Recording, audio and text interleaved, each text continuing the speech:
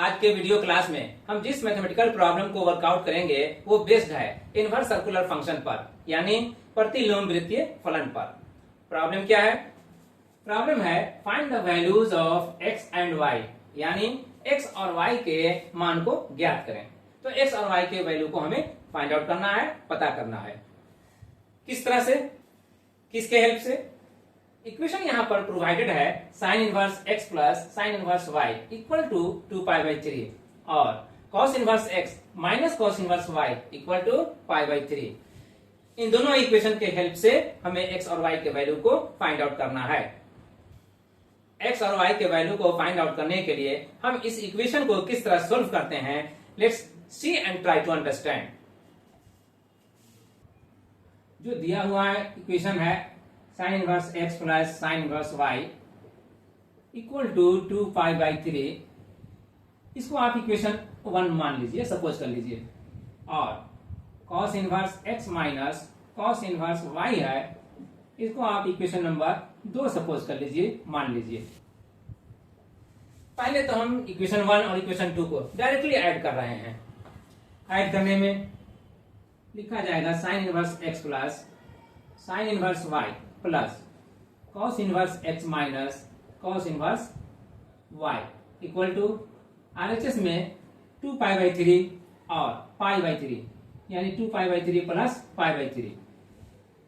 Next step में यहां पर देखते हैं, यहां से साइन इनवर्स x और cos इनवर्स x को ऑल टुगेदर कर दिया जाए, जैसे sign inverse x plus cos inverse x। तो फिर रिमेनिंग टर्म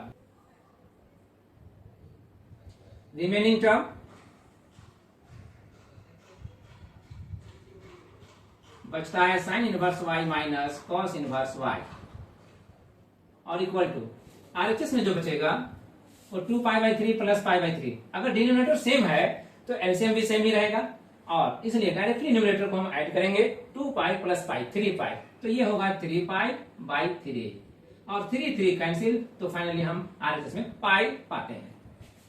अब यहाँ पर LHS में क्या रहा, साइन इनवर्स x और cos इनवर्स x को एक साथ करने पर, और साइन इनवर्स y और cos इनवर्स y इन दोनों को एक साथ करने पे हम पाते हैं कि यह एक फॉर्मूला है sine inverse x plus cos inverse x जो इक्वल होता है π/2 के। तो हम इस दोनों को रिप्लेस कर देंगे π/2 से। π/2 प्लस ये जो नेक्स्ट अंडर ब्रैकेट टर्म्स हैं sine inverse y minus cos inverse y, इसे रिपीट किया जाएगा।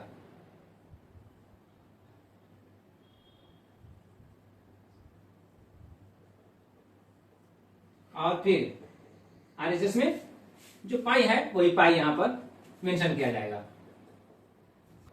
अब इस π/2 को LHS से RHS लाया जाए तो LHS में जो रहेगा रिमेनिंग टर्म्स जो बचेंगे sign inverse y minus cos inverse y यही रहेगा, और RHS में जो आएगा π/2 माइनस हो जाएगा, तो पाई माइनस π/2, पाई माइनस π/2 का जो रिजल्ट है π/2 है,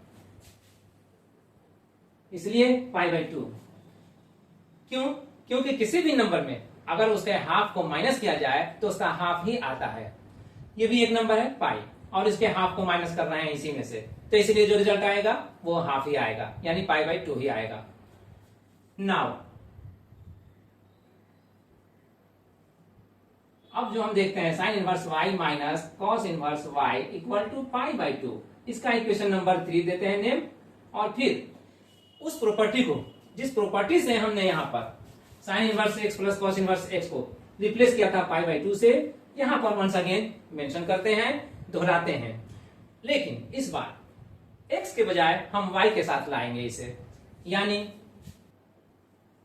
sine inverse y cos sine inverse y plus cos inverse y equal to π/2, और इसका नाम देते हैं इक्वेशन नंबर 4। अब इक्वेशन नंबर 3 और 4 को देखने के बाद हम क्लियरली कह सकते हैं कि जो cos इनवर्स y यहाँ निगेटिव साइन के साथ है वही cos इनवर्स y यहाँ पर पॉजिटिव साइन के साथ है, और इसलिए अगर 3 और 4 को डायरेक्टली ऐड कर दिया जाए तो ये दोनों टर्म्स एक दूसरे को कैंसिल कर देंगे, और यही हम करेंगे, यानी 3 + 4 करने पर, तो 3 + 4 करेंगे तो LHS पार्ट को इसके LHS पार्ट से ऐड करेंगे और इसका RHS पार्ट को इसके RHS पार्ट से ऐड करेंगे। Therefore, sin inverse y minus cos inverse y plus sin inverse y plus cos inverse y equal to RHS part में क्या आएगा? आरएचएस पार्ट में यहाँ पाई बाई 2 है, यहाँ पाई बाई 2 है, तो pi by 2 plus pi by 2 complete pi आ जाएगा और इसीलिए यहाँ पर लिख देते हैं पाई। अब यहाँ cos इनवर्स y और cos inverse y plus minus cancel, तो एलएचएस में रिमेनिंग क्या रहा? sin इनवर्स y और sin इनवर्स y दोनों सेम टर्म है, इसलिए डायरेक्टली हम लिख सकते हैं 2 sin inverse y equal to pi RHS में। अब sin इनवर्स y का वैल्यू फाइंड आउट करने के लिए हम कह सकते हैं 2 को राइट साइड लाने पर कि sin इनवर्स y इक्वल हो जाएगा पाई बाई 2 के। अगर sin inverse y pi by 2 के इक्वल हो रहा है तो इसके माने ये हुआ कि y sin पाई बाई 2 के इक्वल होगा और sin पाई बाई 2 का वैल्यू होता है 1 और इसीलिए y का वैल्यू क्या आएगा? 1। अब इसी y के वैल्यू को जो 1 आ रहा है इसे या तो इक्वेशन नंबर 1 में हम पुटअप करेंगे या फिर इक्वेशन नंबर 2 में पुटअप करेंगे, बट हम यहाँ पर इक्वेशन नंबर 1 को यूज करेंगे। Therefore, sin inverse x plus sin inverse y को रिप्लेस कर देंगे इस 1 से, तो sin इनवर्स 1 हो जाएगा और ये किसके इक्वल आ रहा है? 2 पाई बाई 3 के, तो यहां पर लिखा जाएगा 2 पाई बाई 3। अब sin inverse x plus sin inverse 1 आया और इक्वल हो रहा है 2 पाई बाई 3 के, बट sin इनवर्स 1 कितना होता है?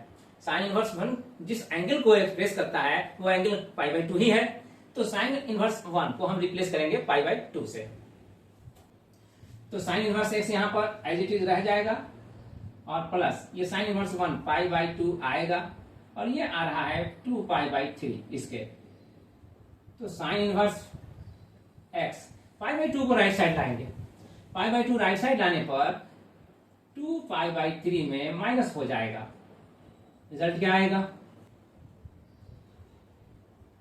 sin inverse x equal to, इसको सिंप्लीफाई करने पर 2 pi by 3 minus pi by 2 को सिंप्लीफाई करने पर जो आता है वो पाई बाई 6 आता है, इसलिए डायरेक्टली हम इसे पाई बाई 6 यहाँ पर मेंशन कर देते हैं। अब sin inverse x equal to अगर पाई बाई 6 हो रहा है तो x इक्वल टू क्या होगा? sin पाई बाई 6, यही ना। और sin पाई बाई 6 का वैल्यू क्या होता है? sin पाई बाई 6 का वैल्यू हाफ होता है, यानी कि 1/2 होता है। तो देयरफॉर फाइनली हम यहाँ पर मेंशन करते हैं x इक्वल टू हाफ और y इक्वल टू 1 को। इस सॉल्यूशन के साथ ही ये प्रॉब्लम वर्कआउट हुआ और इसके वर्कआउट होते ही आज का क्लास ओवर हुआ। तो फिर मिलते हैं अगले किसी वीडियो में फिर किसी प्रॉब्लम पर डिस्कशन करते हुए। Thank you.